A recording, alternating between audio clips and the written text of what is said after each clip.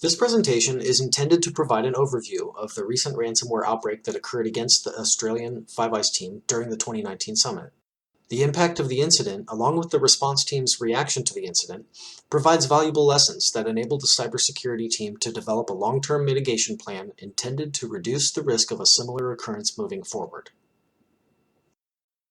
This presentation has 3 sections. The first section, Description and Impact, provides a description of the type of attack that occurred and its impact on the Australian organization's operations during the summit.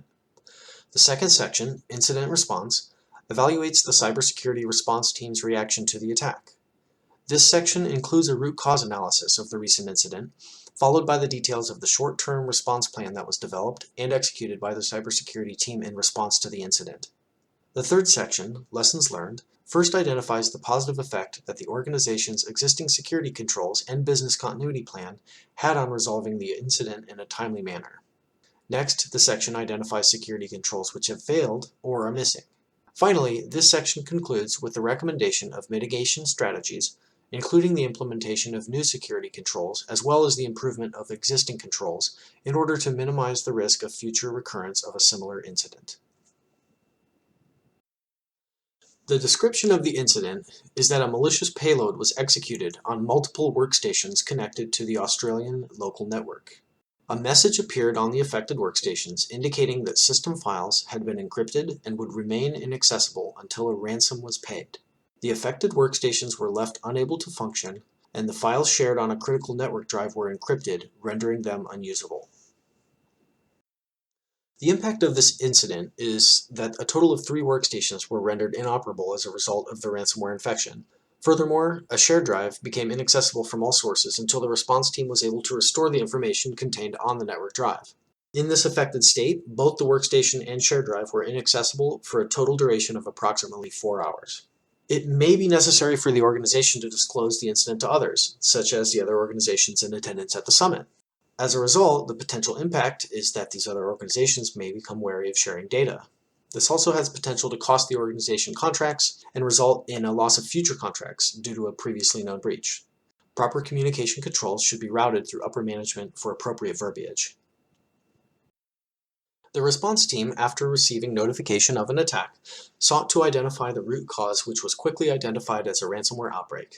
This was evinced by the ransom message on the workstations, as well as the inaccessibility of the shared drive files, which were reported to display unknown file type extensions. Next, the team sought to determine the source of the attack. The security audit logs on the domain controller did not reveal any suspicious login attempts or other events. The intrusion detection system on the hardware firewall reported no suspicious traffic, and the host-based intrusion prevention systems on the server did not show any suspicious activity.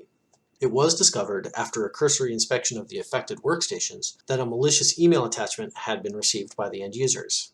This malicious attachment contained a payload, which was executed after the end users used their local administrative privileges to override the warnings from the workstation antivirus software. The detonated malware compromised the workstations and resulted in the ransomware message. In the background, the malware sought to encrypt all files accessible to the user within their login session, including local and network files. Because the impacted users had full control access level to the files on the shared drive, the malware was able to encrypt the files that resided there. Based on this information, the response team was able to define the scope of the incident as affecting the infected workstations and the network shared drive files to which the users had access to. With the root cause identified and the scope of the incident defined, the response team formulated a short-term mitigation plan. It is the policy of the organization to never pay ransomware demands because this shows weaknesses and encourages subsequent attacks. Therefore, the first response was to ensure the infection could not propagate by removing network connectivity from the impacted workstations. Workstation antivirus scans were completed and their results reviewed to ensure no additional workstations outside the known scope of infection had been impacted. To prevent immediate recurrence, workstation antivirus policies were updated in order to blacklist the malicious executable contained within the email attachment and to prevent manual override by end users. Within the global email settings, the sender of the malicious email was blacklisted to prevent the malicious attachment from reaching user inboxes in case the same attack were to be duplicated. An email communication was sent out to all internal end users, reminding them never to open suspicious emails, never to open an attachment unless it is from a trusted source, and to think twice before ever overriding a workstation antivirus warning. Having taken steps to prevent recurrence, the team was ready to repair the damage. The affected workstations were taken offline and kept for future forensics inspection. The users with the impacted workstations were given loaner workstations to utilize in the meantime. The backup system administration team queued up a restore job from the full server backup that was taken from the previous evening. As the restore process was being prepared, a team member noticed that the decryption key had been left, presumably inadvertently, by the attacker on the shared drive. It was determined that a decryption of the shared drive files would be faster than a restore using the server backup software.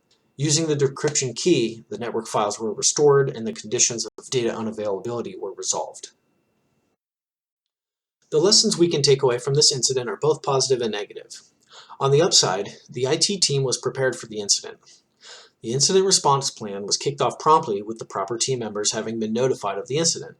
Functional and verbose logs on the server, firewall, and workstation antivirus software permitted the team to quickly identify the root cause of the infection.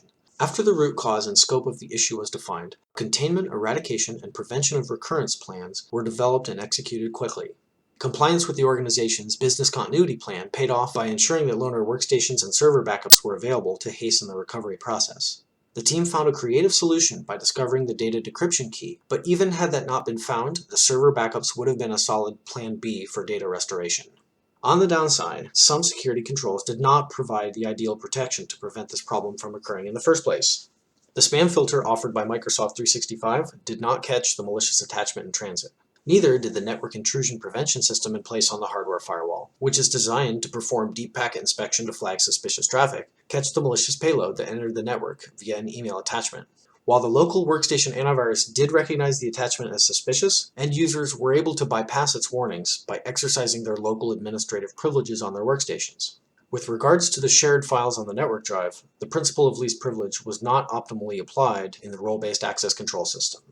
This was evinced by the fact that end users had full access level permission to all files on the shared drive.